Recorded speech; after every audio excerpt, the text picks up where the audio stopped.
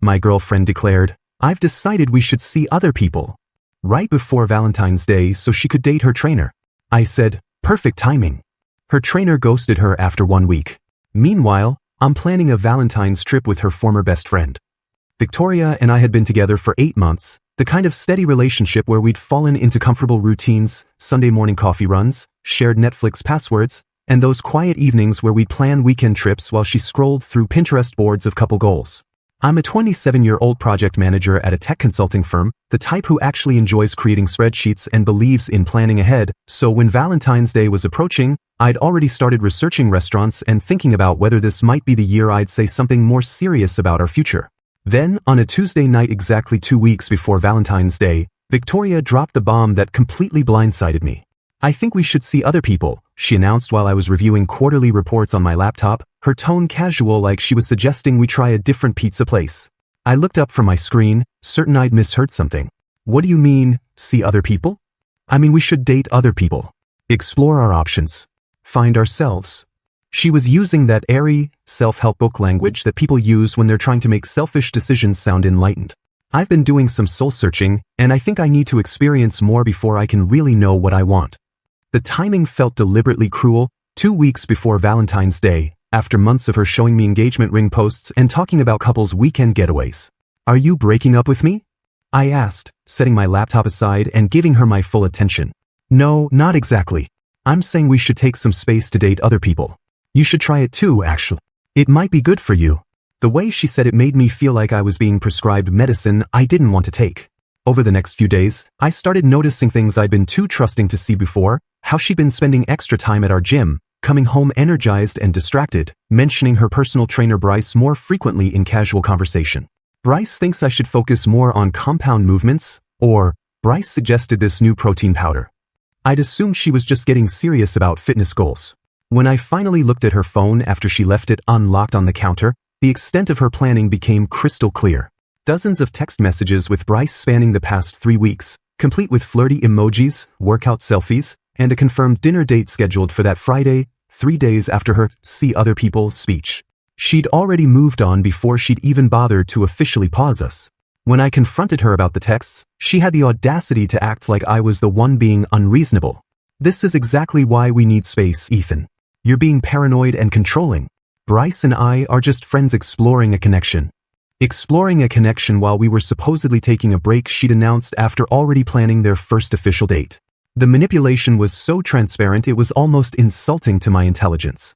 Within 48 hours of our "see other people" conversation, Victoria's Instagram transformed into a highlight reel of her new life with Bryce.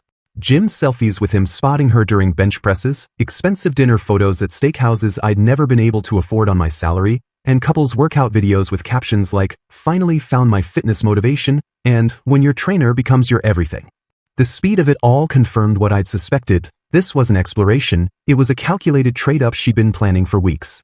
I was scrolling through her stories like some kind of masochist when my phone rang with a call from Sophia, Victoria's former best friend who I'd met several times at group gatherings but never really talked to one-on-one. "Hey Ethan, I hope it's okay that I'm calling. I got your number from the contact list for Victoria's birthday party last year."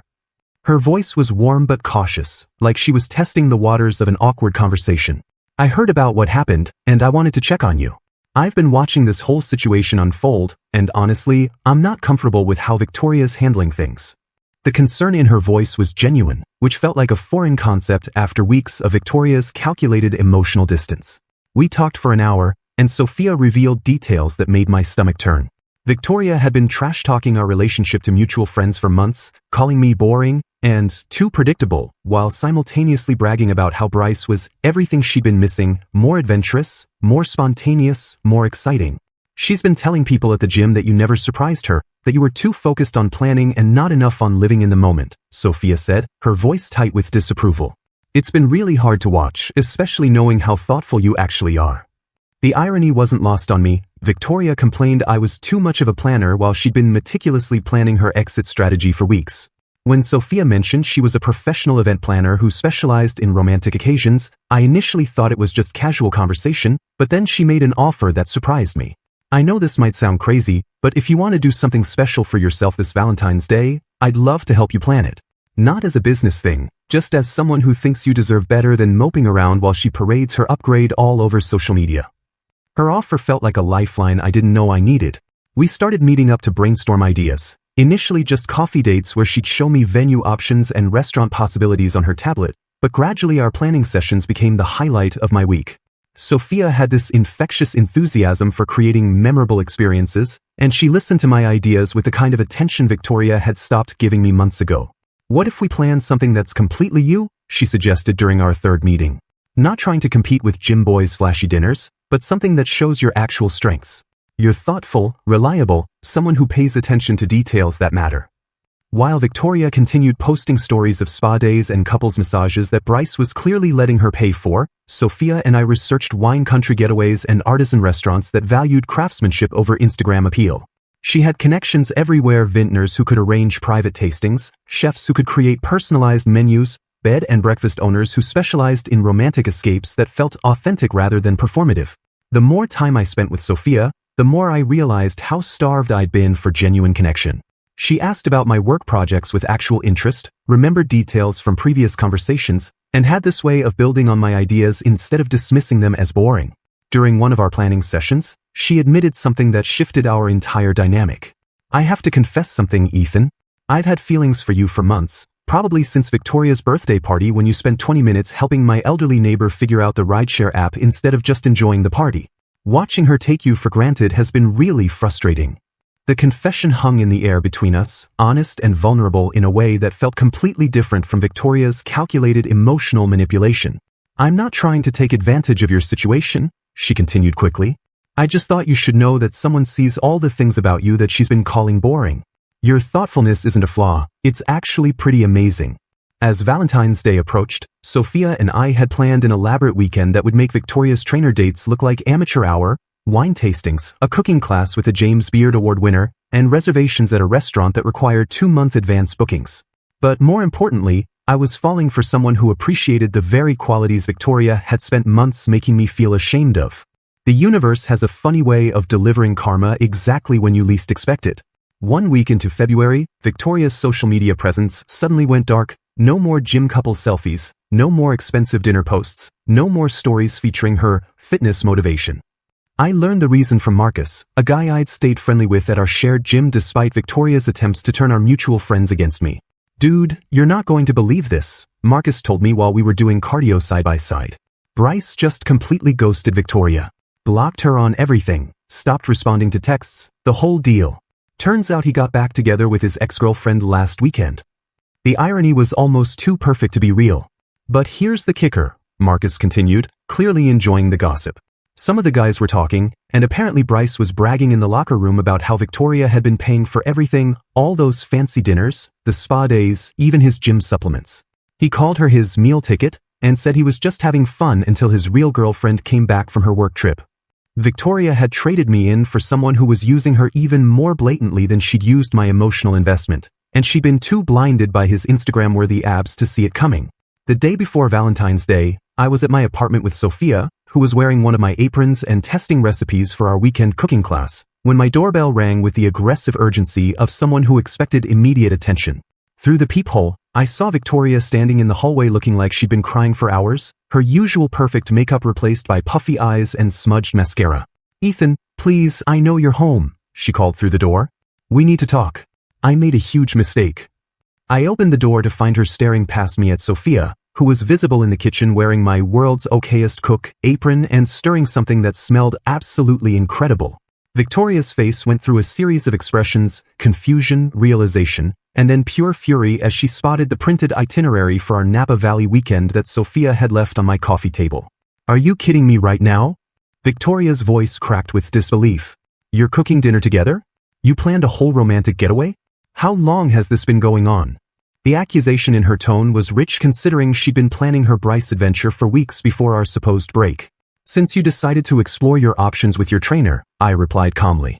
"Turns out I found something better while you were busy upgrading." What happened next was the most spectacular emotional meltdown I'd ever witnessed from someone who prided herself on always being composed and Instagram ready. Victoria pushed past me into my apartment like she still lived there, her eyes frantically scanning the evidence of my new life, Sophia's event planning materials spread across my dining table, 2 wine glasses in the sink, and the obvious intimacy of someone else's belongings mixed with mine. "This is insane," she said, her voice getting higher with each word. "You're seriously dating my best friend?" While I was just taking a break to figure things out. The revisionist history was breathtaking. Suddenly our see other people arrangement had become a break, and her pre-planned Bryce dates were just innocent soul-searching. We were supposed to find our way back to each other, Ethan. That's what a break means. You don't immediately jump into bed with the first woman who shows interest. Sophia appeared from the kitchen, wiping her hands on the apron with remarkable composure given the hostile energy Victoria was radiating. "Actually, Victoria, you made it pretty clear you'd already found what you were looking for with Bryce. The gym photos and dinner dates were pretty hard to miss." "That was different," Victoria snapped. "That was me exploring my options, trying to grow as a person. This," she gestured wildly between Sophia and me, "this is you two plotting behind my back like vultures." The irony of someone who'd been texting her trainer for weeks before announcing our break, accusing us of plotting was almost amusing, but Victoria was just getting started. "I know exactly what this is, Sophia. You've been waiting for your chance, haven't you? Playing the supportive friend while planning to steal my boyfriend the second I wasn't looking." Sophia's response was calm and devastating. "I've been watching you treat him like garbage for months. Calling him boring, complaining that he was too predictable, telling everyone at the gym that Bryce was everything Ethan wasn't. I didn't steal anything, you threw him away." The truth of that statement hit Victoria like cold water, and I watched her face cycle through denial, anger, and something that looked like genuine panic as she realized the full scope of what she'd lost. "You don't understand," she said, turning back to me with desperation creeping into her voice. "Bryce was a mistake. He was using me, just wanted someone to pay for his meals and buy him supplements. I see that now. What we had was real, Ethan. We can fix this." "What we had was you settling for me until something shinier came along," I replied. "The only thing you regret is that your upgrade didn't work out the way you planned." Victoria's composure completely cracked then, and she started sobbing those messy, real tears that come from actual devastation rather than strategic manipulation. "I was scared, okay? Scared of how serious things were getting between us. Bryce felt safe because I knew it wasn't real, but losing you feels like losing everything." Her confession might have meant something 3 weeks ago, but watching her try to crawl back after her meal ticket dumped her just felt pathetic. "I'm sorry you're hurting," I said genuinely, "but I'm not your backup plan. I'm not going to be here waiting every time you decide to explore your options." After Victoria finally left, still crying and muttering about how this wasn't over, Sophia and I tried to salvage our evening, but the drama was just getting started. Within hours, Victoria had posted a manifesto on Instagram about betrayal and fake friends, complete with crying selfies and vague references to people who stab you in the back when you're vulnerable. The post exploded with comments, but not in the way Victoria had expected. Instead of sympathy, people started sharing screenshots of her previous posts, the ones where she called me boring and predictable, the gym photos with Bryce where she tagged him as everything I've been missing, and the dinner posts with captions about finally being with a real man who knows what he wants. Marcus and several other gym members started commenting with receipts of Victoria's trash-talking sessions, including her exact quotes about how I was too safe and not ambitious enough compared to Bryce's supposed business ventures. The narrative Victoria was trying to create about being betrayed by her best friend fell apart when people could see the timeline of her own betrayal in her own posts. Sophia's response was perfect in its simplicity, a single Instagram story showing our dinner reservation confirmation for Valentine's Day at Auberge du Soleil in Napa Valley, with the caption, "Sometimes the best things happen when you least expect them."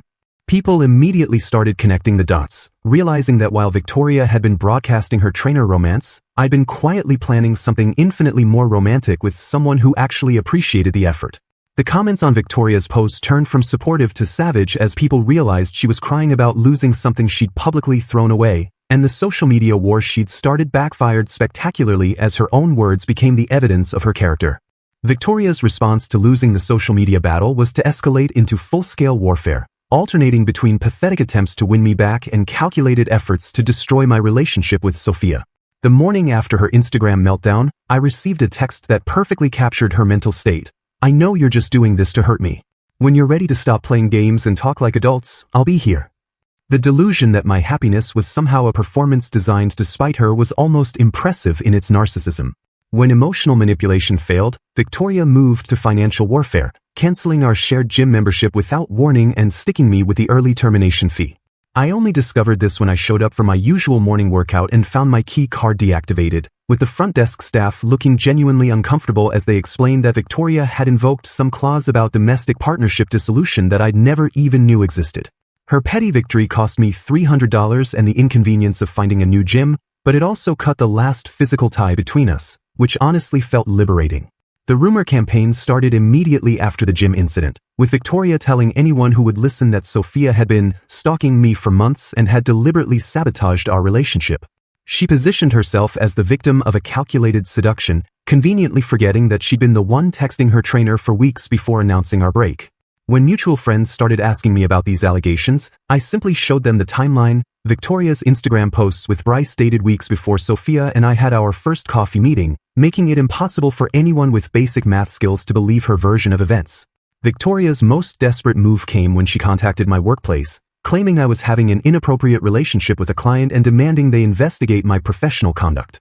My manager called me into his office looking genuinely confused as he explained that someone had filed a formal complaint alleging I was using company resources to conduct an affair with Sophia, who she claimed was a client. The thing is, Ethan, my manager said, clearly trying not to laugh, we don't actually have any clients in event planning, and our HR records show this complaint came from someone claiming to be your girlfriend, which contradicts her allegation that you're cheating on her. The complaint was so transparently vindictive that it actually made me look like the victim of harassment rather than the perpetrator of misconduct, and my manager ended up apologizing for having to bring it up at all. But Victoria's most spectacular public meltdown happened at the gym, where she apparently cornered Bryce during his evening shift and demanded an explanation for why he'd ghosted her after she'd been nothing but generous and supportive. Marcus, who witnessed the entire scene, called me immediately afterward with a play-by-play that was better than any reality TV drama. "Dude, she completely lost it," Marcus said, barely able to contain his excitement. She was screaming at him in front of everyone about how she paid for everything, bought him supplements, covered all their dates, and he just stood there looking embarrassed while she aired all their business. The confrontation escalated when Victoria started throwing gym equipment, accusing Bryce of using her as a meal ticket while he was secretly back with his ex-girlfriend.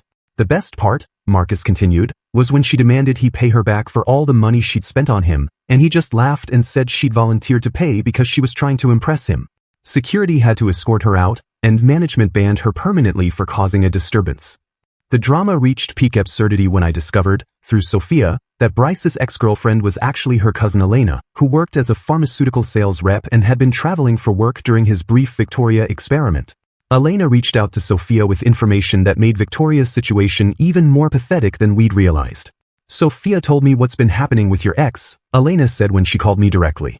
"I thought you should know that Bryce has been running this same scam on multiple women at different gyms across the city. Victoria wasn't special, she was just his most gullible target." Elena revealed that Bryce had a rotation system, targeting women who seemed financially stable and emotionally vulnerable, letting them compete for his attention while he collected free meals, supplements, and ego boosts. "He showed me screenshots of her texts," Elena continued.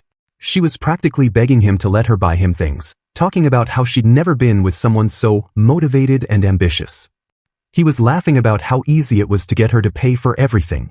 The final piece of Victoria's vindictive campaign involved trying to destroy Sophia's business reputation by leaving fake negative reviews on every platform she could find, claiming Sophia was unprofessional, unreliable, and had stolen her boyfriend during a consultation.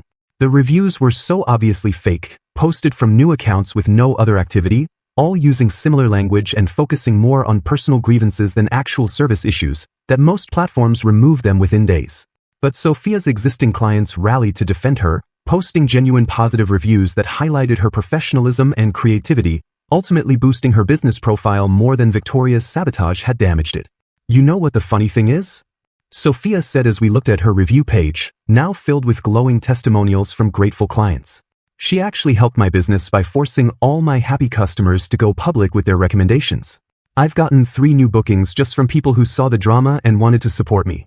Victoria's escalating revenge campaign had backfired at every level. The gym drama made her look unhinged, the workplace complaint made me look like a harassment victim, the fake reviews boosted Sophia's business, and every public scene she caused just provided more evidence of her true character to anyone who'd been on the fence about our situation.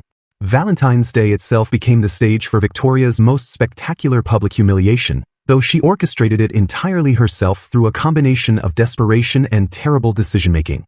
Somehow, She discovered our dinner reservation at Chez Laurent, probably through social media stalking or mutual friends, and decided that crashing our romantic evening with witnesses would expose our affair and win public sympathy for her situation. Sophia and I were enjoying appetizers and wine when Victoria burst through the restaurant's entrance like she was staging an intervention, flanked by two women I recognized from the gym who looked increasingly uncomfortable as they realized what they'd been recruited for. "There they are," Victoria announced loudly enough for half the restaurant to hear, pointing at our table with the dramatic flair of someone who'd been rehearsing this moment. The cheating boyfriend and the backstabbing best friend, having their romantic Valentine's dinner while I'm left picking up the pieces of their betrayal. The entire restaurant went silent, with couples pausing mid-conversation to stare at the unfolding drama, but Victoria seemed energized by the attention rather than embarrassed by it. "I brought witnesses," she continued, gesturing to her increasingly mortified companions, "because I want everyone to see what kind of people you really are. Sneaking around behind my back, planning this whole relationship while pretending to be my friend." Her gym friends, Ashley and Monica, were clearly starting to realize they'd been manipulated into participating in something much more unhinged than Victoria had described when recruiting them for this mission. Before I could respond to her accusations, the restaurant manager appeared with the kind of professional composure that comes from years of dealing with difficult situations. "Excuse me, Miss Chin," he said, addressing Sophia with obvious recognition and respect. "I'm so sorry about this disruption. We certainly didn't expect anyone to disturb your Valentine's celebration." It turned out that Sophia had planned and executed the restaurant's grand opening events 6 months earlier, creating an elegant wine-tasting experience that had launched them successfully into the local fine dining scene. "Miss Chin is one of our most valued event partners," the manager continued, his tone becoming firmer as he addressed Victoria's group. "I'm going to have to ask you and your friends to leave immediately. This behavior is completely unacceptable in our establishment." The moment when Victoria realized that Sophia wasn't just some random woman who'd stolen her boyfriend, but a respected professional with actual standing in the community, was visible on her face like watching someone's entire worldview collapse in real time. "You can't kick us out," Victoria protested, her voice getting shrill. "I'm exposing their affair. People deserve to know the truth about what kind of people they really are." "Ma'am, you're causing a disturbance during other guests' romantic dinners," the manager replied firmly. "If you don't leave voluntarily, I'll have to call security." Ashley and Monica, who'd been growing more embarrassed by the minute, finally reached their breaking point when other diners started pulling out phones to record the spectacle. "Victoria, we're leaving," Ashley said firmly. "You told us they'd been cheating for months, but her Instagram shows they only started dating after you were already with that trainer guy. You lied to us." Monica nodded in agreement, backing toward the exit. "This is insane. We thought we were supporting a friend who'd been betrayed, not helping you stalk your ex-boyfriend." Watching her backup abandon her in real time was the final blow to Victoria's rapidly crumbling dignity, and she stood alone in the middle of an upscale restaurant on Valentine's Day, surrounded by couples who were now openly recording her meltdown for social media posterity. The video of Victoria's restaurant outburst went viral on local Facebook pages and neighborhood apps within hours, with people sharing it as an example of unhinged ex-girlfriend behavior and cautionary tale about social media stalking. Her employer, a boutique fitness apparel company that prided itself on promoting positive lifestyle choices and empowered women, saw the video by the next morning and fired her immediately for unprofessional conduct that reflects poorly on our brand values. The final image that perfectly captured Victoria's Valentine's Day was a selfie someone spotted her taking alone at a McDonald's later that evening, posting passive-aggressive Instagram stories about people who show their true colors, while surrounded by Happy Meal boxes and looking like she'd been crying for hours. The aftermath of Victoria's public meltdown was swift and definitive. Within 2 weeks of the restaurant incident, she deleted all her social media accounts, moved back in with her parents in Oregon, and essentially disappeared from our social circle entirely. The combination of losing her job, her reputation, and any remaining friend support had finally forced her to face the consequences of her choices, though I doubted she'd learned anything meaningful from the experience beyond the fact that public tantrums have social media consequences. Sophia and I, meanwhile, were building something genuine and lasting. 3 months into our relationship, I'd never been happier or more confident in a partnership. She'd helped me plan surprise birthday parties for 2 of my coworkers, organized a promotion celebration dinner that had my entire team raving about her creativity, and somehow made every weekend feel like an adventure worth documenting, not for Instagram validation but for our own memories. The gym community, which had witnessed Victoria's entire dramatic arc from entitled princess to banned crazy ex-girlfriend, was incredibly supportive of our relationship. Marcus and several other members had started asking Sophia for event planning advice, And even Ashley and Monica had approached us separately to apologize for initially believing Victoria's manipulation. We should have known better, Ashley admitted during a chance encounter at the grocery store. The timeline never made sense, and honestly, Victoria had been complaining about you for months before she ever mentioned that trainer guy. We just felt bad for her when she was crying about being betrayed. The experience taught me something valuable about human nature. When someone says they wanted to see other people, they usually already have someone specific in mind, and the best revenge isn't plotting elaborate payback schemes but simply being happy with someone who actually appreciates you. Victoria had spent so much energy trying to hurt me that she destroyed her own life in the process, while I'd accidentally found my perfect partner by focusing on building something positive instead of dwelling on what I'd lost. This weekend, Sophia and I are celebrating our 6-month anniversary with dinner at Chez Lauren, the same restaurant where Victoria had staged her Valentine's Day meltdown. The manager, who remembered us from that dramatic evening, personally called to offer us the best table in the house and complimentary champagne, joking that we provided more entertainment than most of their anniversary couples. Sophia thought the irony was perfect, and honestly, so did I. Sometimes the best endings happen in the same places where the worst chapters tried to destroy you.